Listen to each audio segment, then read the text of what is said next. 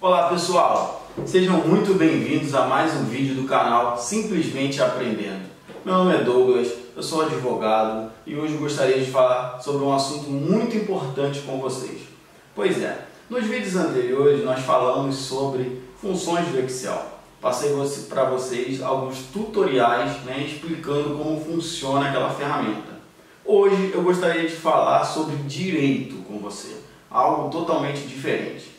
Mas antes, gostaria que você deixasse seu like aqui embaixo e já se inscrevesse no canal, para não se esquecer. Ative o sininho para sempre que eu postar um vídeo novo, você receber a notificação pelo YouTube, beleza? Então vamos lá. Pessoal, eu queria falar com vocês sobre a MP 936.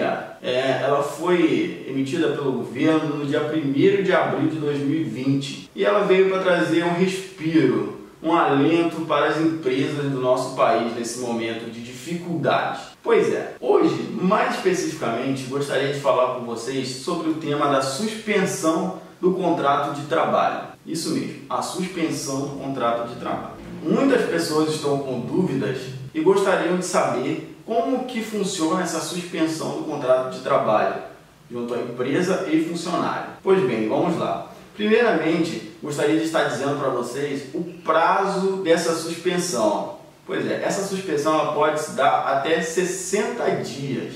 Isso mesmo, ela pode ter a duração de 60 dias. Pode ser 30 prorrogado por mais 30 ou 60 direto. Isso mesmo. Então, a partir disso, a gente vai buscar um pouco mais sobre as bases de informações das empresas. Vamos lá. O governo ele dividiu em duas categorias. Ele dividiu para as pequenas empresas e para as grandes empresas. Vamos lá. A pequena empresa, ou seja, uma empresa de pequeno porte, ela é considerada pelo governo sendo aquela empresa que tem um faturamento de até 4,8 milhões de reais anual. Isso mesmo. Se a empresa estiver dentro dessa base, ela é considerada como uma pequena empresa.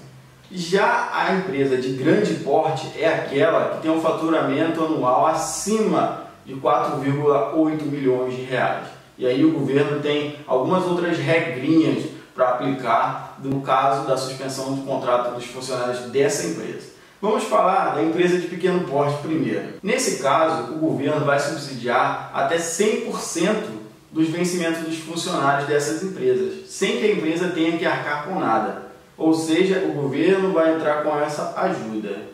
Um detalhe, uma ressalva que deve ser feita é que esse subsídio do governo, ele não vai pagar na íntegra aquele salário que o funcionário recebe da empresa, não. Ele vai ter como base o seguro-desemprego dessa pessoa. Ou seja, seria como se essa pessoa estivesse sendo demitida e o governo estivesse pagando o seguro-desemprego dela. Isso mesmo.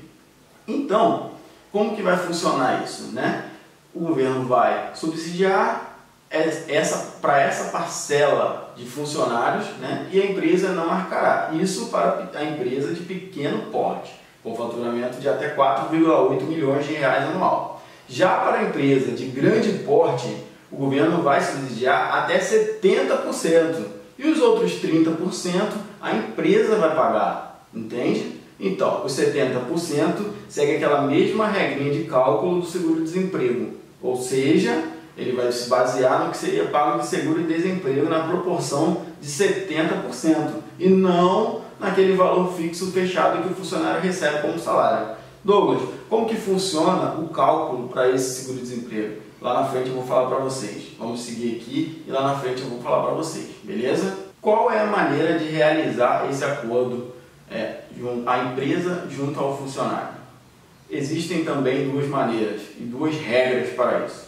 A primeira maneira é o acordo individual, direto da empresa com o funcionário.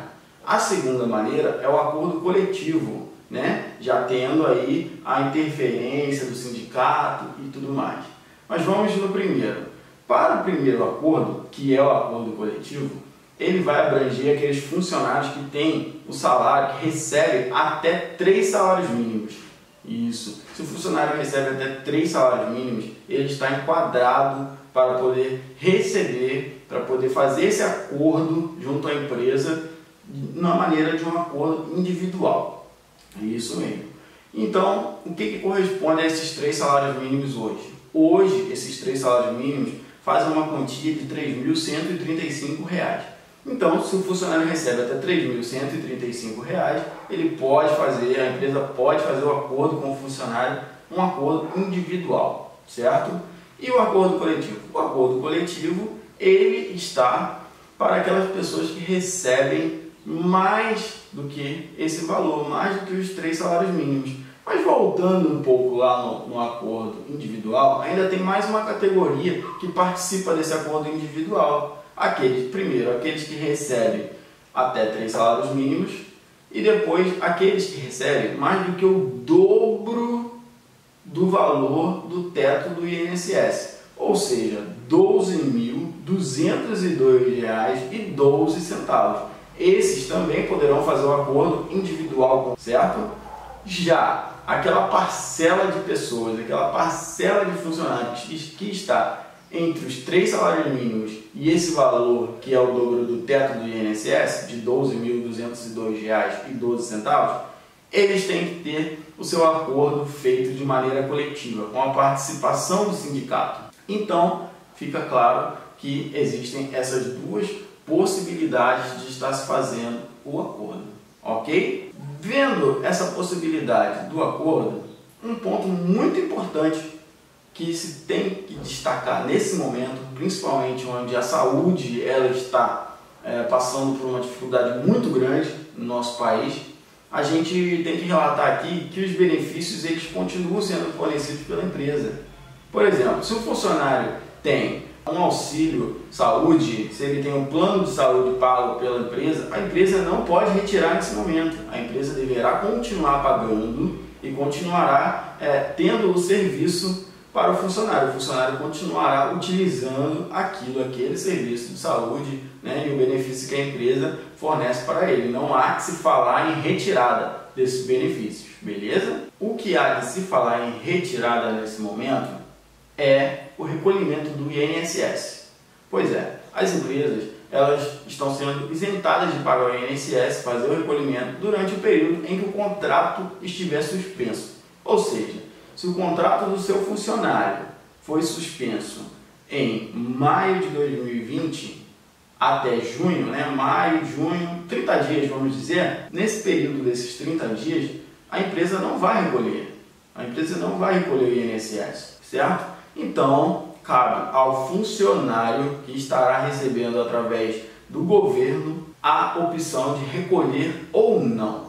O funcionário tem a opção de recolher facultativamente esse INSS para que ele venha ser contabilizado lá no período de recolhimento de INSS desse funcionário. Então fica aí a dica: se você é funcionário, teve seu contrato suspenso e deseja que esse período seja contabilizado no seu INSS, você tem que recolher ele de maneira facultativa, porque a empresa está liberada de fazer esse recolhimento durante esse período. Ok? Passando pelo tema do INSS, um outro assunto que é muito abordado, que é muito questionado e que eu tenho recebido inúmeras perguntas sobre isso, é o fato da estabilidade do funcionário. Porque a suspensão do contrato, ela gera para esse funcionário que teve o seu contrato suspenso uma estabilidade quando ele retornar ao seu trabalho. Então, como que vai funcionar essa estabilidade?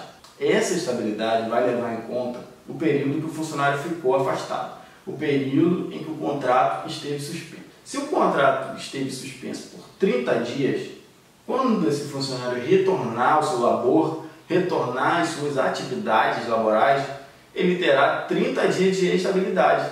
Ou seja, são 30 dias onde esse funcionário não poderá ser demitido. Ok? Se a empresa vier a demiti-lo, a empresa terá que arcar com uma multa por ter feito isso. Mas isso é assunto para um outro vídeo e a gente pode voltar a conversar sobre essa multa, sobre essa possibilidade. Mas nesse momento, o que a gente precisa saber é que esse funcionário terá a estabilidade dele garantida. Se a suspensão durar 2 meses, 60 dias, aí a empresa terá que dar essa estabilidade para o funcionário pelo período de 60 dias. Ok? Isso vai ser adequado ao período em que o contrato ficar suspenso. É muito importante, é preciso de muita atenção para que não haja confusão quanto a isso. Ok, pessoal? Então, tranquilo, vamos evoluindo, a gente já está chegando no final desse esclarecimento para que vocês possam ter mais tranquilidade e poder se organizar melhor naquilo que são os procedimentos. Tá ok? Ótimo! Então agora, falamos sobre o INSS, falamos sobre a estabilidade do funcionário, já falamos do período de duração dessa suspensão contratual. Queria falar agora sobre a interrupção da atividade laboral pelo funcionário.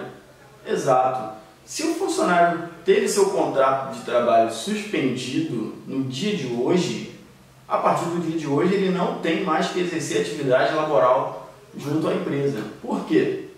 Cessa a obrigação do serviço, da atividade laboral no momento em que o contrato foi suspenso. Ela está suspensa junto com o contrato. Então, já me perguntaram sobre o home office, sobre outras possibilidades, mas eu deixo bem claro que não existe essa possibilidade, né? A legislação ela veta isso, ela veta essa continuidade do serviço mesmo que o contrato tenha sido suspenso, ok? Até porque a intenção da suspensão do contrato, né, é findar com o trabalho durante aquele momento em que a gente está passando pela dificuldade, para que as pessoas tenham condições de se manterem em casa e as empresas tenham condições de se manterem também sem ter que arcar na integralidade da folha de pagamento. Então não há que se falar em continuidade do labor nesse momento, beleza?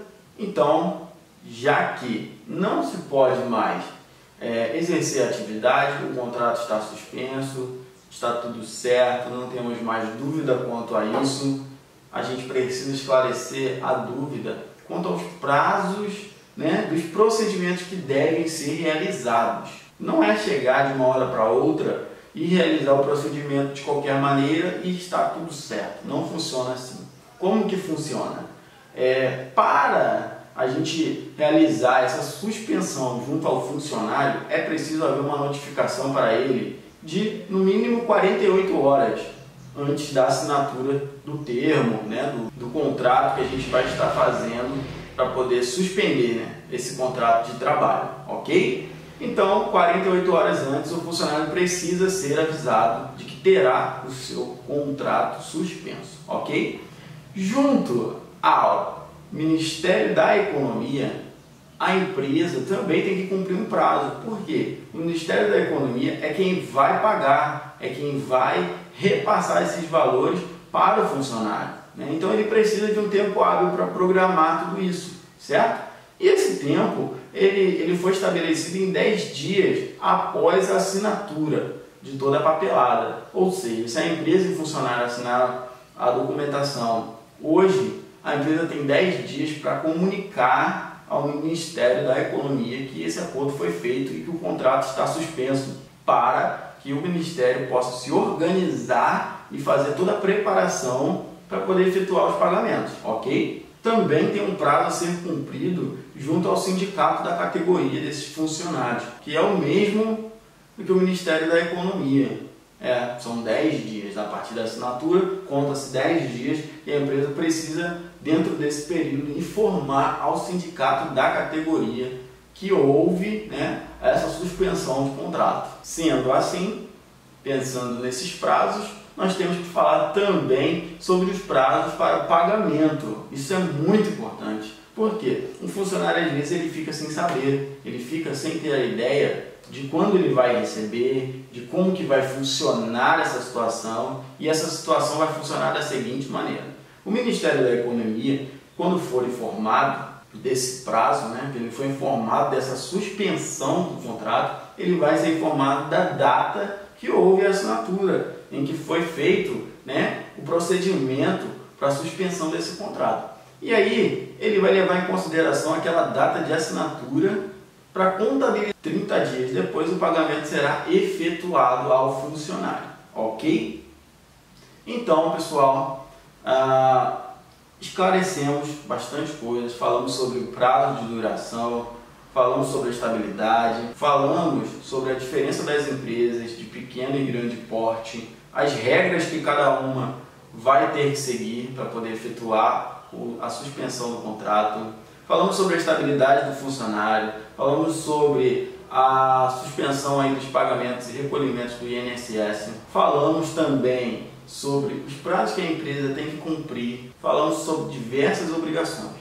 Agora, para finalizar, eu queria lhes dizer como funciona aquele cálculo do seguro-desemprego que eu tinha dito anteriormente. Como o funcionário vai receber esses valores. Pois é, esse cálculo ele é feito baseado nos 3 últimos salários que o funcionário recebeu. Ou seja, o governo, através da Caixa Econômica, que é quem já faz esse trabalho, né, no pagamento dos seguros-desempregos, então, a partir desse momento, eles vão fazer a contabilização da média desses 3 últimos salários e aí tirará o valor que será pago verdadeiramente ao funcionário, ok? Então fica dessa maneira. Eu espero que eu tenha conseguido esclarecer as dúvidas de vocês. Eu espero que tenha sido de valia esse vídeo. Eu peço que deem um like, que compartilhem com alguém, porque tem muita gente com dúvida, seja empresário ou seja funcionário. Então compartilha, ajuda, faça a corrente do bem, se inscreva no canal, acompanhe o nosso canal, pois eu tenho certeza que será de grande valia. Um abraço e até a próxima. Até mais.